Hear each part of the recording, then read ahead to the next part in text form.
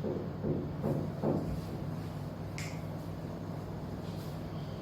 Students, आप पढ़ रहे थे क्लास 12 और आपका टॉपिक चल रहा था डिटरमिनेंट। डिटरमिनेंट मैंने कल खत्म कर दिया था, लेकिन मैंने बोला था कुछ डाउट्स आएंगे तो पहले वो बताएंगे। तो बच्चों ने दो डाउट्स मेरे से पूछे, पहले वो डिस्कस करेंगे। वो दोनों बहुत अच्छे क्वेश्चन है, मैंने आपको पहले ही बोला था, किसी ने मेरे से पूछा ही नहीं है। और एक टाइप और लास्ट में बची है जो बड़ी काम की चीज है, लेकिन वो यूज आती है अगर आपने कोई बच्चा कंपटीशन एग्जाम देता है तो उसके लिए। वो 12th के कोर्स में नहीं है, नॉट इन 12th कोर्स, लेकिन क्या रिलेटेड है, इसलिए उसको बता देंगे क्योंकि इन क्वेश्चंस में टाइम लगेगा। मैंने आपको बोला था आज इनवर्स से स्टार्ट कर दूंगा मैं, लेकिन इसमें क्वेश्चन में टाइम लगेगा, तो इसलिए उसको सॉल्व करने पे फिर उससे बेस्ट है कि टॉपिक नया स्टार्ट नहीं करके पहले वो कंप्लीट करें, फिर कल से नया टॉपिक स्टार्ट करेंगे। तो पहले तो देखिए आपके डाउट पहले वो क्लियर करते हैं, फिर जो एक अच्छी चीज है वो आपको बताते हैं।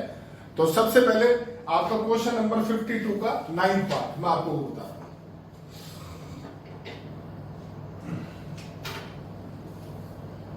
देखिए सर, 52 का जो 9th पार्ट है वो क्वेश्चन है आपके पास सॉल्व फॉर एक्स, और क्वेश्चन है 3 -7 -11 -2 8 14 और sin 3 थीटा cos 2 थीटा और 2 और इक्वल्स टू 0, और आपसे बोला solve for x, solve for theta, sorry मतलब थीटा की वैल्यू निकालो आप। ये आपका क्वेश्चन है।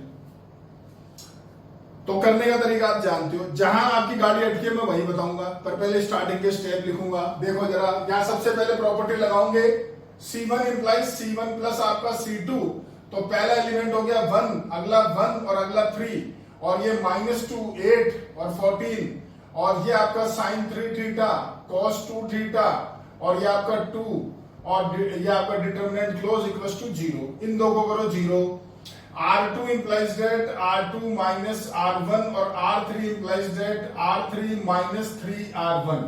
तो पहली जो रो है 1 -2 sin 3 theta, this minus this 0, this minus this 10, और this minus this cos 2 theta minus sin 3 theta. इसका 3 टाइम माइनस करोगे 0, इसका 3 टाइम माइनस करोगे 20, इसका 3 टाइम माइनस करोगे 2 माइनस 3 sin 3 थीटा और इक्वल्स टू 0। ठीक है, और अब आप पहले कॉलम के अकॉर्डिंग खोलो तो ये 4 वैल्यू आएगी। सोचो, यानी आप लिखोगे क्या, 10, इधर कर देता हूं जी, इधर देखो, 10 इंटू आपका हो गया 2 माइनस 3 sin 3 थीटा -20, और आपके पास हो गया cos 2 theta minus sin 3 theta और इक्वल्स टू 0। तो ये तो आप सबने कर भी लिया है। अब बात करते हैं आगे। तो देखो सर, पहले 10 कॉमन लेके काट दो, तो आपके पास रह गया 2 minus 3 sin 3 theta -2 cos 2 theta minus का sin 3 थीटा इक्वल्स टू 0। 2 से इंटू करो, 2 minus 3 sin 3 theta -2 cos 2 theta plus 2 sin आपके पास हो गया 3 थीटा इक्वल्स टू 0। ये दोनों सेम टर्म्स, माइनस साइन आपका 3 थीटा -2 cos 2 थीटा और प्लस 2 और इक्वल्स टू 0। ये आप सबने कर लिया है। अब यहां डालेंगे फार्मूला। तो देखो sin 3 थीटा का तो एक ही फार्मूला होता है, cos 2 थीटा के 3 फार्मूले होते हैं। बात आती है कौन सा डालें, तो देखो जरा, इसका फार्मूला हो गया 3 sin theta -4 sin cube theta -2। अब जब cos 2 थीटा की वैल्यू आई तो यहां आपके 3 जो फार्मूले हैं आप पुटअप करोगे, जिसमें रिमेनिंग है, तो रिमेनिंग बचे हुए देखो साइन आ रहा है, तो इसलिए cos का फार्मूला भी साइन में डालो।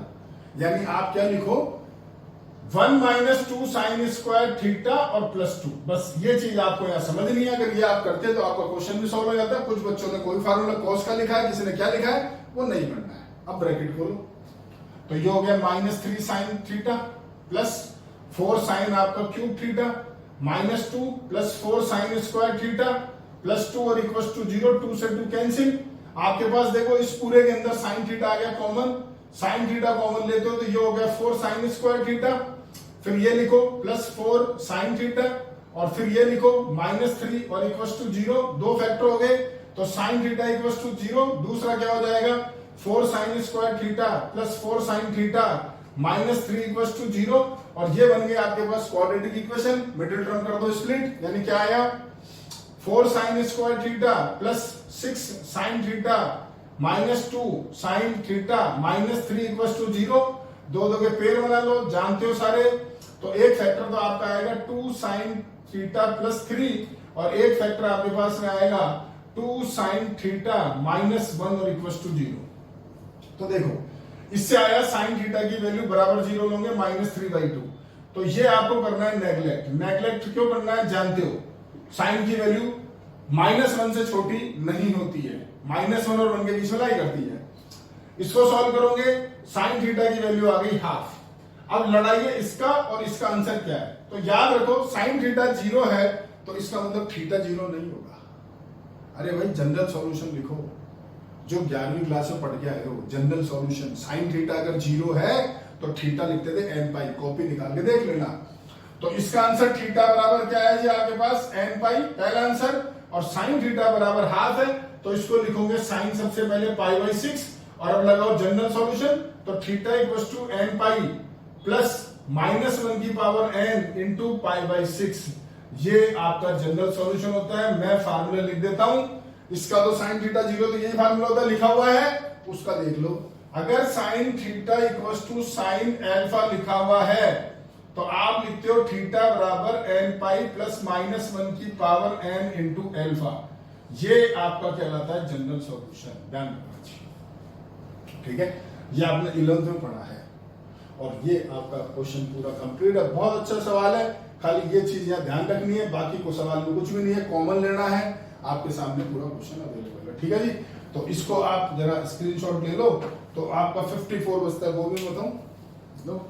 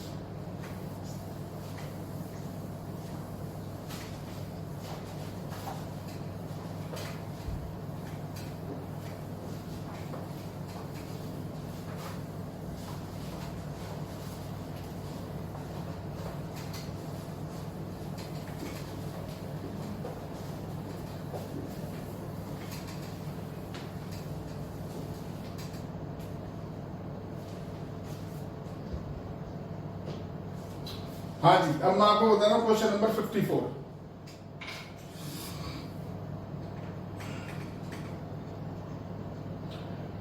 आपके पास a माइनस एक्स आपका b माइनस वाई b और b माइनस वाई, आपका c माइनस z और c और इक्वल टू है 0।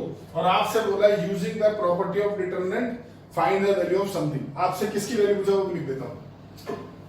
आपसे वैल्यू पूछी है value of a upon x plus b upon y plus c upon z की वैल्यू क्या होगी, ये आपका क्वेश्चन है, ठीक है जी।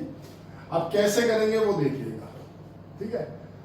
ये जो क्वेश्चन है, देखो आप जितने सवाल करते हो प्रूव के, मैंने आपको एक ही चीज सिखाई है, तीनों सेम बनाओ, कॉमन लो, 3 बनाएगा सॉल्व करो, जो इसमें नहीं बन रहा।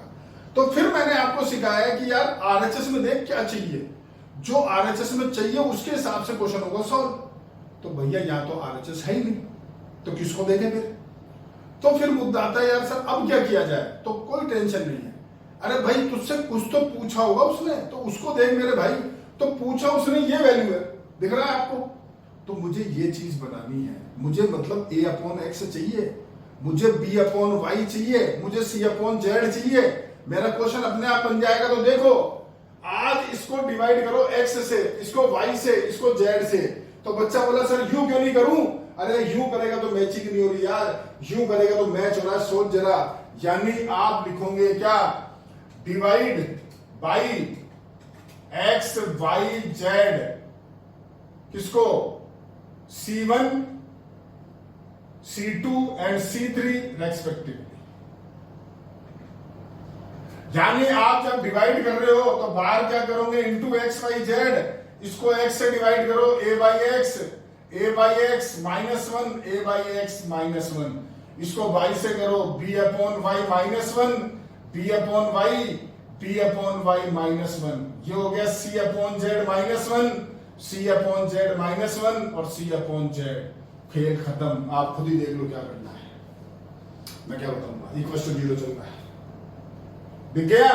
इन तीनों को ऐड कर दो इधर, ये तीनों सेम हो गए, तीनों ऐड करो, यानी क्या लिखोगे, C1 implies C1 plus C2 plus C3, तो आपके पास बाहर आया x y z, और इस जगह क्या हुआ सोचो, a by x plus b upon y plus c upon z minus 2, a upon x plus b upon y plus c upon z minus 2, a upon x plus b upon y plus c upon z minus 2, और बाकी आपके ये तीनों same, बाकी आपके तीनों same, equal to आपका 0, ये आ गया कॉमन, 3 आ गए 1, 2 बनाओ 0, माइनस करके खोल दो, तो एक ये फैक्टर और समथिंग आएगा। अब दिस इक्वल टू 0 लोगे तो 2 उधर जाएगा, तो इसकी वैल्यू आएगी 2। क्वेश्चन खत्म, ये 10 सवाल समझ में आ गया। तो अब आपके एक्सरसाइज पूरे कंप्लीट हो गए हैं, फिर भी कोई डाउट है मुझसे फोन में पूछ लेना, कोई मनाही नहीं है। अब मैं आपको एक चीज सिखाने जा रहा हूं बड़ी शानदार, ढंग से देखना, उसको क्वेश्चन से दिखाऊंगा। ये आपसे जो रिलेटेड है ना पार्ट, अगर आप कोई ऑब्जेक्टिव टाइप एग्जाम दे रहे हो जिसमें आपको खाली टिक करना है, ये उसके लिए बड़ी शानदार चीज है, बहुत शानदार चीज है। सवाल क्या है देखो, इधर ढंग से सुनना। क्वेश्चन वैसे तो आपको आता है ये सवाल, 1 1 1 a b c a square b square c square, और इक्वल टू इधर आपको ऑप्शन दे रखे हैं 4। वैसे ही ये क्वेश्चन आपको सबको आता है, इसका आंसर आप सब जानते हो, a minus B, b minus C, c minus A, सब जानते हो, क्योंकि पहला क्वेश्चन कराई है ये अपन ने, और वहां आप करते थे 3 1 2 0 बनाओ, कॉमन लिया, सॉल्व करा, वो तो रूल अपनी जगह पर है जो है, उसकी बात नहीं कर रहा हूं मैं कुछ और बता रहा हूं। बहुत अच्छी चीज है, देखो सुन लो, बहुत अच्छी चीज है, क्योंकि देखो आज वैसे मैं तो आपको इन्वर्स चालू करता, लेकिन बच्चों ने डाउट पूछे तो फिर अब मेरे जो टाइम बचा तो मैंने कहा यार ये अच्छी चीज समझा दे, इन्वर्स कल चालू करेंगे, ठीक है, क्योंकि वो पूरा फिर रिदम एक साथ अलग ही होता है इन्वर्स पूरा पढ़ाने का। अब ये इतनी शानदार चीज है, इसका इनसाइड से कोई लिंक नहीं है। आपने कुछ बच्चे साइंस वाले, उसके बड़े काम की चीज है, और कुछ कॉमर्स वाले जिनके भी अगर मान लो कोई आगे एग्जाम में चीज आती है ऑब्जेक्टिव टाइप, तो उसके काम की चीज है। अब मैं यहां नया रूल क्या लगा रहा हूं, तो आपको एक चीज सिखाते हैं, याद करो एक चीज, 9th क्लास की चीज की बात कर रहे हैं आपसे। ये आपके पास में एक क्यूबिक इक्वेशन है, x cube minus 6x square plus 11x minus 6 equal to 0। इसको लिखा हुआ है, सॉल्व करो सर आप, सॉल्व। 9th क्लास क्या करते थे भाई, x की जगह 1 डालते थे, 2 डालते थे, 3 डालते थे, ऐसे वैल्यू डालते थे। अगर x की जगह 1 डालने पर ये आपके पास आ गया 0, तो इसका मतलब x माइनस 1 इसका फैक्टर होता था, यही करते थे, बस वही रूल मैं इधर लगाऊंगा, फैक्टर थ्योरम। याद दिलाता हूं दोबारा, यहां x की जगह 1 अगर पुटअप करते थे और ये आता था 0, तो x माइनस 1 जो है वो इसका आपका क्या कहलाता था सर, फैक्टर कहलाता था। ये तो सबको आता है, सबने पढ़ा हुआ है, वो रूल सेम इधर लगाओ। यहां पर मैं पुट कर रहा हूं a की जगह b, मैं क्या पुट कर रहा हूं, a की जगह b, मैंने पुट करा a की जगह b, तो ढंग से देखो, ये आपके पास हो गया 1a 1c स्क्वायर, तो ये देखो दो कॉलम सेम, यानी इसकी वैल्यू 0, तो यानी a बराबर b डालने पे क्या आ रहा है, 0, इसका मतलब a माइनस b इसका क्या हो गया, फैक्टर। ये 0 आ गया, तो देयरफॉर आप यहां क्या लिखोगे, a minus b is the factor. चलो सर, अब ये तो a माइनस b फैक्टर आ गया, क्लियर हो गया, लेकिन भाई और भी तो फैक्टर आएंगे, तो कौन से आएंगे, तो ढंग से देखो, अगर b बराबर c डालते हो तो भी तो 0 आ रहा है, तो b माइनस c भी फैक्टर हो गया। ऐसे देखो a बराबर c डालोगे तो भी 0 आ रहा है, तो a माइनस c भी फैक्टर हो गया। बोलो हाँ की ना, यानी कितने फैक्टर बने, एक a माइनस b, एक b माइनस c, एक c माइनस c, या a माइनस c बोल लो, उसकी लड़ाई नहीं। वो एक बच्चा बोले सर मैं तो ए माइनस सी लिखूंगा, दूसरा बोले मैं तो सी माइनस ए लिखूंगा, अरे लड़े मत, दोनों सही है, अभी क्लियर कर देंगे आंसर। आंसर की टेंशन मत लेना। सवाल ये नहीं है, सवाल ये है कि सर ये तो 3 फैक्टर आए, क्या और भी आएंगे, क्या 4 फैक्टर होंगे, क्या 5 फैक्टर होंगे, ये भी तो मुद्दा है। तो ढंग से सुनो, ये डिपेंड करेगा डिग्री पे। किस पे डिपेंड करेगा? डिग्री पे। अब आज इसकी डिग्री क्यूब है तो आपको मालूम है इसके 3 फैक्टर हैं, तो भाई इसके कितने फैक्टर हैं, तो इसकी डिग्री क्या है। आज किसी डिटर्मिनेंट की डिग्री क्या है, लो एक नई चीज और सिखा देते हैं, किसी डिटर्मिनेंट की डिग्री क्या है। तो मेरे भैया अगर कभी किसी डिटर्मिनेंट की डिग्री निकालनी है तो उसके डायगोनल को इंटू कर देना, डायगोनल को इसको इंटू करो ऐसे, तो ये 1 ये बी और ये सी स्क्वायर, तो क्या आया इंटू करके तीनों b c square, b c square, तो बी सी स्क्वायर की डिग्री होती है 3। सोचो, अरे बी की डिग्री 1 सी की पावर 2, दोनों ऐड करते हो तो बी सी स्क्वायर की डिग्री तो 3 ना, यानी इस डिटर्मिनेंट की डिग्री कितनी है 3, यानी इसके कितने फैक्टर आएंगे 3। बोलो समझ गए? तो कुल मिला के बात होगी sir a minus b factor है, ऐसे b माइनस सी भी इसका क्या होगा फैक्टर होगा, और ऐसे ही आपके पास c माइनस ए भी इसका क्या होगा सर फैक्टर होगा। ये 3 हो गए इसके फैक्टर, यानी आपके पास 1a a square, 1b b square, 1c c square बराबर आप लिखोगे a minus B, b minus सी और c माइनस ए। हो गए 3 फैक्टर, बिल्कुल सही है। लेकिन भैया ये भी आंसर नहीं हुआ है। अरे यार यहां पर कोई कांस्टेंट तो आ सकता है ना, 2 3 4 5 6 वगैरह वगैरह कुछ भी आ सकता है, कांस्टेंट तो कुछ भी आ सकता है। फैक्टर की बात है, फैक्टर 3 हो गए और वो अपन ने निकाल लिए, लेकिन कांस्टेंट तो कुछ भी आ सकता है, इसलिए यहां पर कोई कांस्टेंट लिखो लैम्डा, आपकी बुक वाला लैम्डा लिखता है, आप के लिख दो, कांस्टेंट तो कुछ भी लिखो आपकी इच्छा है, तो मैंने के लिख लिया। अब मुझे खाली के निकालना है, मुझे खाली के निकालना है। भाई मैं के कैसे निकालूं, तो मेरे भाई ए बी सी इन तीनों की वैल्यू डाल जो मन करे। भाई सीधी सी बात है, जो भी वैल्यू डालेंगे एबीसी की, जो इधर डाली वो इधर डाल दी, सिंपल सी बात है। अब डालनी क्या है, जो आपका दिल करे। एक बच्चा बोला एबीसी डालो 1 2 3, तो डाल ले 1 2 3, जो इधर डालना उधर डालना, मैं कुछ भी डाल ले, मेरे को फर्क नहीं है। पर ऐसी वैल्यू मत डालना कि दोनों सेम ही डालो तो ये 0 बन जाए, ऐसे में काम मत करना। वो इधर भी 0 आ जाए उधर भी 0 आ जाए, तो के कहां से निकालूंगा फिर मैं, तो कुछ और डालो। तो सबसे बेस्ट होता है ए की जगह क्या ले लो 1, बी क्या ले लो 0 और सी क्या ले लो -1। ये जो 3 वैल्यू है वो आप इधर भी डालो और वो आप इधर भी डालो और इसको करो सॉल्व और उससे निकालो के, और जो के आ रहा है वो यहां रिप्लेस कर दो। ये आपका कहलाता है आंसर। अब ये आपका एक अलग तरीका हो गया किसी डिटरमिनेंट की वैल्यू निकालने का, इसको बोलते हैं फैक्टर मेथड। फैक्टर मेथड हो जाता है इसको। ये एक सवाल तभी आपको 1 2 क्वेश्चन और दिखाऊंगा, तब जाके क्लियर होगा। ठीक है, अब ये तो वैल्यू यहां डाल लोगे आप और वो डाल के निकाल लेना, जो के है वो यहां डाल देना। दिखा देता हूं, देखो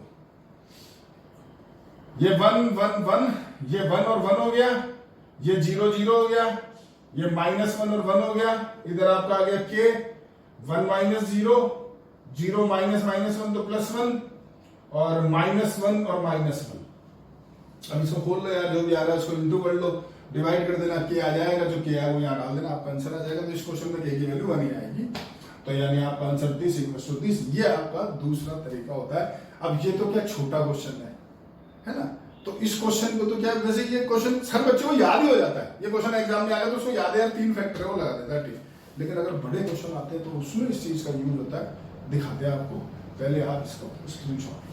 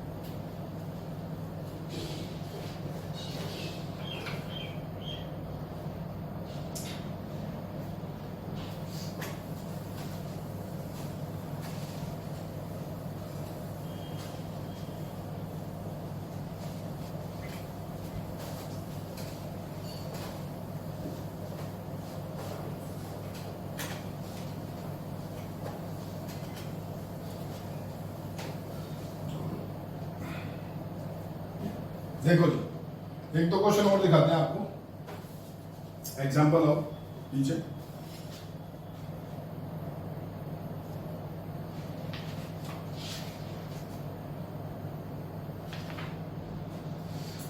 एग्जाम्पल 69 देखो आप, वो तो यही क्वेश्चन है, मैंने कर दिया। एग्जाम्पल आता हूं 70, मैं आपको लिखे दिखा रहा हूं। एग्जाम्पल 70 देखना,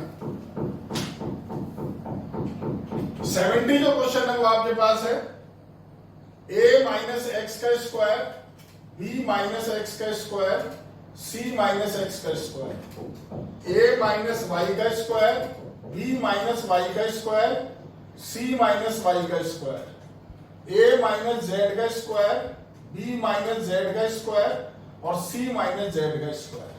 आपसे इसकी वैल्यू पूछी है, ये जो इसमें लिखा हुआ है ना प्रूव, ये इसमें एक और खासियत देखो, क्वेश्चन में क्या लिखा हुआ है, विदाउट एक्सपेंडिंग, बिना खोले शो करो। अगर मान लो आपको ये क्वेश्चन एग्जाम में आ जाए विदाउट एक्सपेंडिंग प्रूव करो, तो यार आपके तो ये बोलोगे कि क्वेश्चन सर गलत आ गया, तो गलत आ गया विदाउट एक्सपेंडिंग, तो और बाकी में गलत है क्योंकि 12 के कोर्स में तो है नहीं। पर आपने देखा कि बिना खोले कैसे प्रूव किया जाता है, तो ये सब क्वेश्चन यहां पर भी लिखा है विदाउट एक्सपेंडिंग वैल्यू बताओ, ठीक है। तो वही रूल फैक्टर थ्योरम मैंने क्वेश्चन लिखा है, क्योंकि मैं यही समझा दूंगा आपको। सबसे पहले आप देखो, अगर आप पुट करते हो x की जगह y, तो ये दोनों सेम होंगे, ये दोनों सेम होंगे, तो ये डिटरमिनेंट आ गया 0, यानी x माइनस वाई, इसका क्या हो गया फैक्टर। तो पहला फैक्टर आपके पास क्या होगा sir, x minus y. Similarly y बराबर z डालो तो भी 0 आ रहा है, y minus z factor. Similarly z बराबर x डालो तो z माइनस x भी क्या हो गया फैक्टर, 3 आ गए। अब सवाल ये है कि क्या 3 ही होंगे, अभी सिखाया मैंने आपको।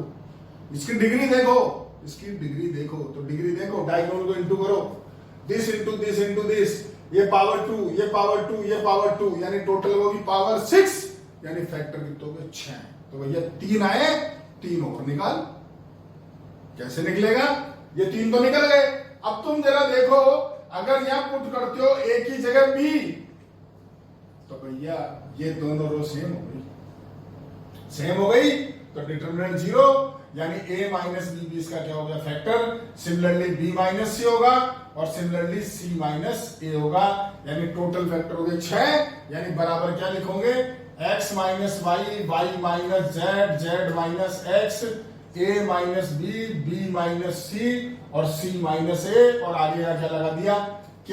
अब k निकालना है तो 6 वैल्यू डालो, जो आपकी इच्छा करे डालो, -2, -1, 0, 1, 2, 3, ये वैल्यू लेकर डाल दो और सॉल्व करके k निकाल लो। तो ये आपके सामने एक नई चीज आई थी, जिसको क्या बोलते हैं, फैक्टर मेथड के थ्रू फाइंड आउट करना। अगर आपको लिखा रहे कभी विदाउट एक्सपेंडिंग, तो भी यही चीज तरीका कहलाता है, क्योंकि बिना खोले तो कैसे निकालोगे भाई। और ये आपका 71 क्वेश्चन है, वो भी यही है। अब जाकर के आपका चैप्टर पूरा कंप्लीट है। फिर भी कोई डाउट है तो मुझसे पूछ लेना, कोई मनाही नहीं है। और एक 50 क्वेश्चन बचा है यार, हाँ याद आ गई, 50 क्वेश्चन करते हैं, स्क्रीनशॉट लो, 50 बचा होगा, याद आ गया। बहुत अच्छा क्वेश्चन है वो भी, उसमें भी ट्रिक है, बताते हैं आपको। पहले आप इसका स्क्रीनशॉट,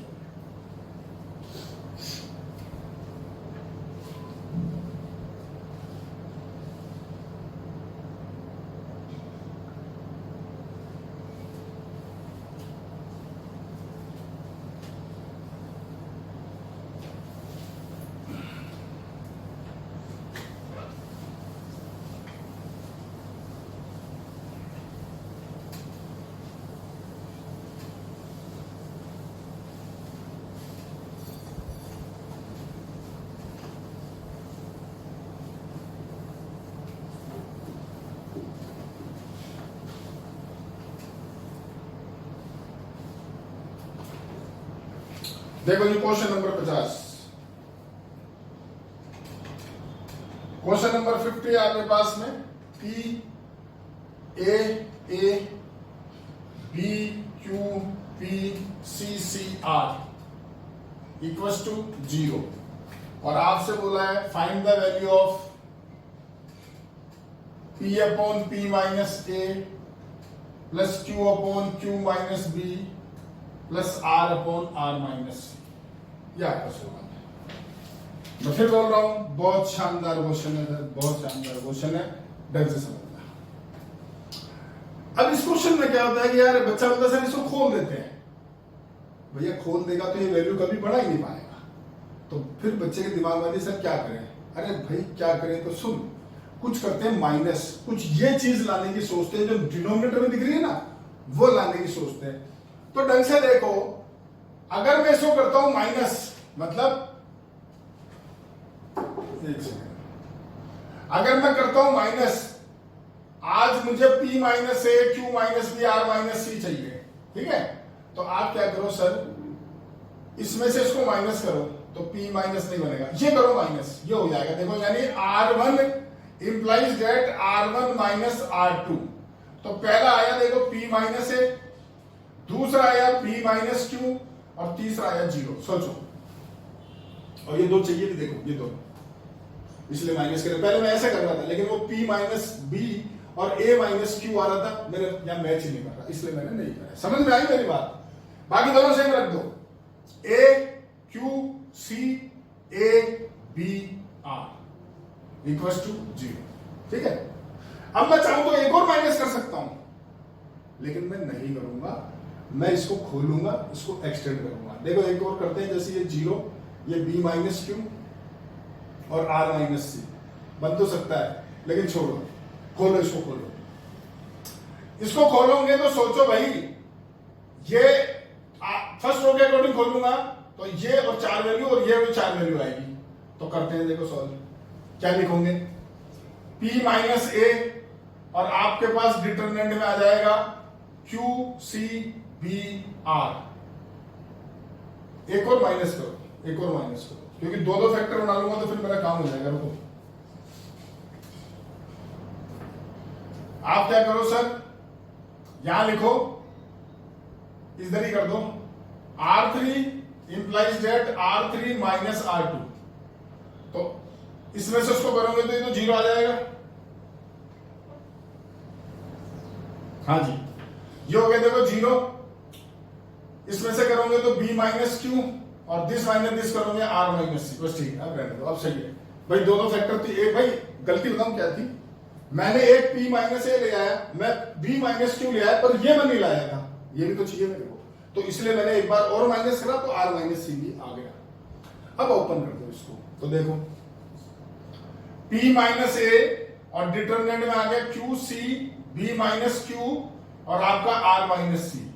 आगे माइनस का B माइनस क्यू, डिटरमिनेंट में आया आपका A 0 C और R माइनस सी और इक्वल टू 0। खोलो, तो P minus a multiplied by Q R minus c minus C B minus q minus B minus q A R minus c minus 0 equal to 0। बोलो, into करो, bracket में खोलना, ऐसे लिखो, देखो इसको, Q P minus a R minus सी, ये होगा minus C P minus a और B माइनस क्यू, और ये हो गया देखो minus A B minus q R minus c equal to 0। समझ गए क्या? आगे दो फैक्टर देखो। सबसे पहले ये जो फैक्टर आपको देख रहे हो, इनको इनके हिसाब से बनाओ। देखो P माइनस ए सही है, Q माइनस बी, ये B माइनस क्यू है और ये भी B माइनस क्यू है, तो इसको Q माइनस बी बनाओ, यानी यहां माइनस कॉमन लो, यहां माइनस कॉमन लो।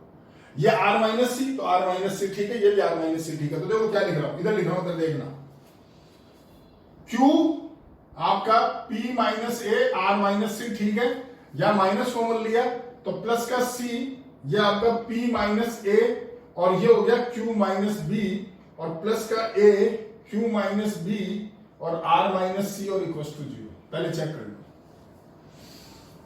पहला फैक्टर सेम है, या माइनस कॉमन लिया है या माइनस कॉमन लिया है, वो लिखा है।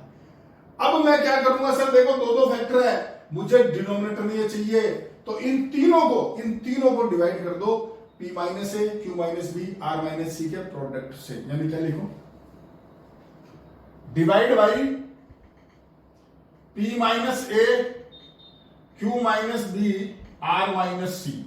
तो पहला जो होगा वो होगा Q अपॉन, दो कट के देखो क्या बच गया, Q माइनस बी। दूसरा होगा C अपॉन R माइनस सी, और तीसरा होगा A अपॉन P माइनस ए बराबर 0। बोलो, इतनी मेहनत है इस सवाल में। अभी एक लास्ट चीज और बची है, बस लास्ट। डिनोमिनेटर तो कर गए मैच, देखो न्यूमरेटर नहीं कर रहे। यहां देखो ये तो मैच कर गया पहला, यहां देखो ये जो R माइनस सी सही है, लेकिन यहां C है और यहां R है। यहां देखो यहाँ P है, मेरा A है, मैच नहीं कर रहा। एक छोटा सा काम करो, छोटा सा +1 कर दो दोनों में, क्वेश्चन खत्म। यानी Q upon Q minus B plus C upon R minus c +1 plus A upon P minus a +1 equal to 1+1। तो ये हो गया Q upon Q minus b, ये हो गया R माइनस सी, तो ये हो गया C प्लस R माइनस सी, ये हो गया P माइनस ए, ये हो गया A plus P minus a, और इक्वल टू 2। ये घटा देखो आपका C से C, ये घटा A से A, और मिलाओ जो चाहिए था वो आ गया, यानी आंसर इज 2, क्वेश्चन डी है। ये सवाल था जी सर, शानदार अल्टीमेट क्वेश्चन। अब जाकर के आपका पूरा डिटरमिनेंट खत्म होता है। तो आपने देखा प्रॉपर्टीज में कितना टाइम लगता है, आपके सामने है, ठीक है। ये पूरा फिनिश है, और अभी भी कोई डाउट है तो मेरे से पूछ लेना, कोई मनाही नहीं है। आज का और आपको एक दिन मिल गया एक्स्ट्रा कुछ करने के लिए। कल से इनवर्स होगा स्टार्ट 100%, ठीक है जी, ओके, थैंक यू।